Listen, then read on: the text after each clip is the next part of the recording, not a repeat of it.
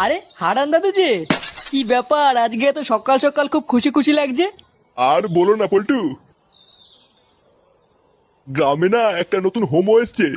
আমাকে একটু আগে রাস্তায় ডেকে বললো 10 টাকা দাও, হ্যান্ডেল মেরে দেবো। সে যে কি মজা গো পল্টু, আর কি বলবো। সকাল সকাল মনটা পুরো ভালো হয়ে গেল। কি বললা? 10 টাকা দিয়ে হ্যান্ডেল মেরে দিল? তা নয় তো আর কি বলছি গো ফুটো। তোমরা কিন্তু আবার এইসব কথা কাউকে বলো না, ঠিক আছে? এই না না দাদু, আমরা কাউকে বলবো না। লেওরা তুমি কাউকে বলো না। আচ্ছা আচ্ছা, ঠিক আছে ঠিক আছে।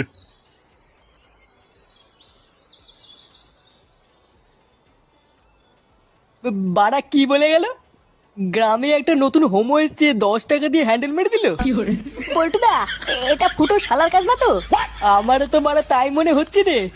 ভাগ্যিস হারান দাদু জানে না ওটা ফুটো শালা, না হলে তো গ্রামে ফুটো সম্মানী টাকনি পড়ে যেত রে। বাড়া, চুদির ভাই তলে তলে এই ব্যবসা করছে। ফুটো, তুই কোনো চিন্তা করিস না। তোর শালাকে এই গ্রামে কেউ চেনে না, কোনো সমস্যা হবে না। হ্যাঁ, তুই কোনো চিন্তা করিস না। চল মদনের দোকান থেকে চা খেয়ে আসি।